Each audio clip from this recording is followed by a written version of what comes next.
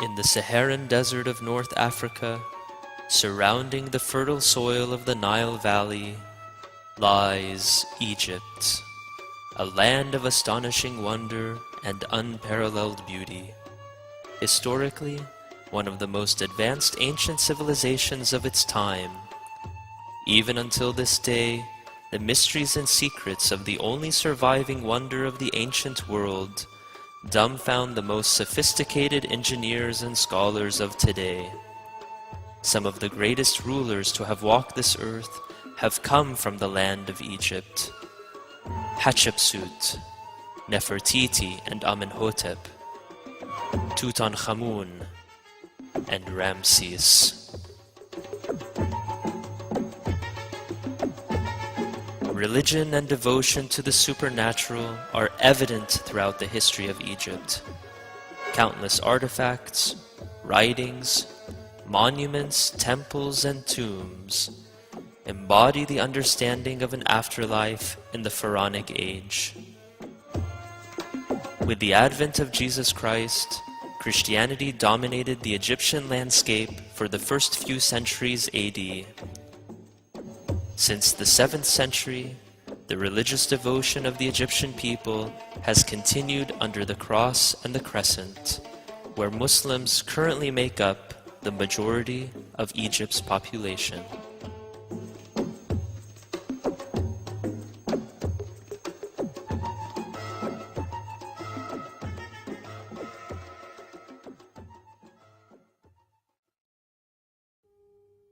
The word Coptic traces its roots to the age of the pharaohs.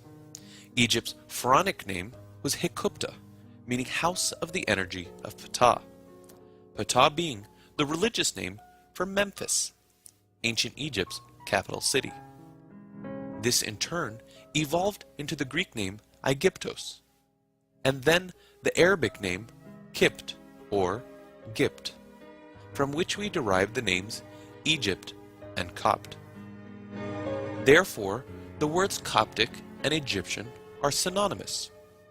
Over time, the words Coptic and Christian have also become interchangeable. The Coptic language is still used today in the church's worship and hymns. Its letters evolved from the ancient Egyptian hieroglyphs and currently bear many similarities with Greek. In fact, the Coptic alphabet is comprised of the 24 letters of the Greek alphabet, and 7 letters unique to the Coptic language.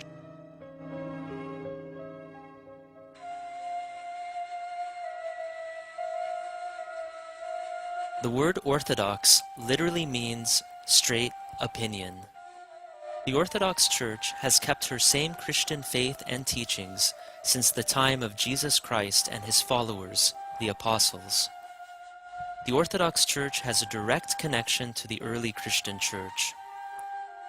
The sources of Orthodox Christian teaching have passed from one generation to the next through both oral and written tradition. These sources include the Holy Bible, ancient liturgies, rites, and prayers, the Acts of the Christian martyrs and saints, the writings of the early Church Fathers, and the very spirit of the Church's life.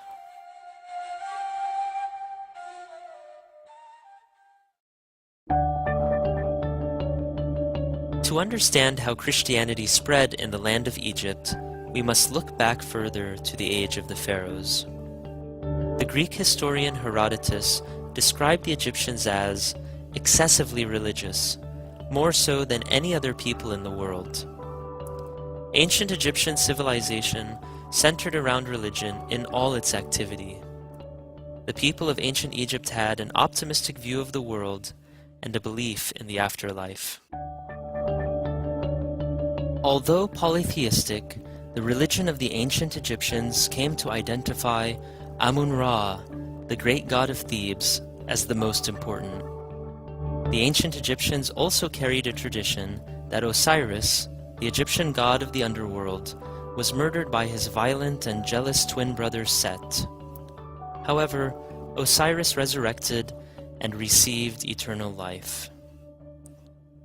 Against the backdrop of these mythological stories, the minds of the Egyptians were ready to embrace the reality of Christianity.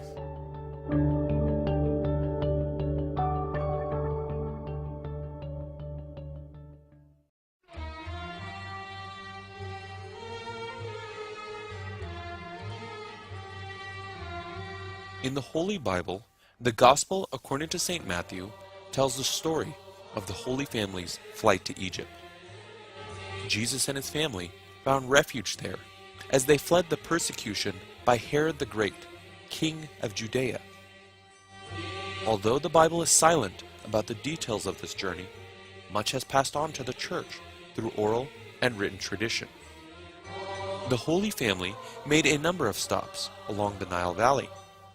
Since then, monasteries and churches have been established all over Egypt, in places where the Holy Family visited or stayed.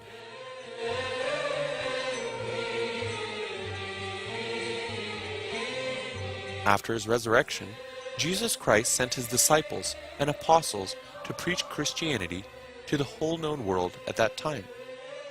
St. Mark, one of the 4 Gospel writers and an apostle, preached in Alexandria and founded its church in the year 48. For this reason, the Coptic Church recognizes St. Mark as her first pope. Since then, the Church has ordained bishops, priests, and deacons to provide pastoral care for the Church.